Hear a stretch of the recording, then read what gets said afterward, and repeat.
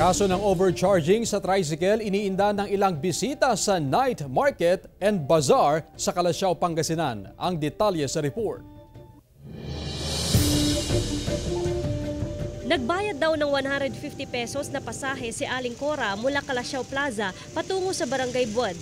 Nakipagsagutan pa raw siya sa tricycle driver dahil sa mataas na singil sa pasahe. Kasi pag sumakay ka, dapat makikita mo na yung fare, yung nakalagay doon kung hanggang saan kilometro yung pupuntahan mo. May maniningil sa'yo. Arkila na lang, ma'am. Mula Dagupan City, bumisita lamang daw siya sa bayan ng Calasiao para makisaya sa food bazaar at night market, pero isa pala siya sa mabibiktima umano ng overcharging. Bagamat may 2020 free sticker ang mga tricycle, hindi rin niya malaman kung magkano ang pasahe dahil wala namang nakakabit na fare matrix sa loob ng tricycle. Halimbawa, pag eksakto lang yung dala mong pamasahe mo, tapos biglang sumakay ka, tapos ay ganito man pala yung bayad. At least dapat may ilalagay silang mga kung ilan yung bayad mo.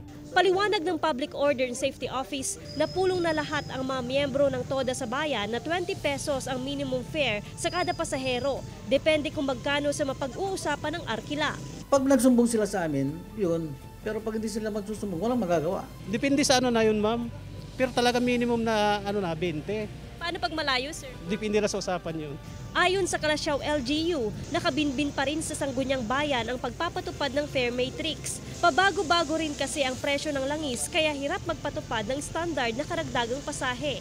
May mga itinalagang POSO enforcer sa gabi para masolusyonan ang problema sa overcharging at kolorum. Kasama si Henry Duminsil, Joan Punsoy, One North Central Luzon.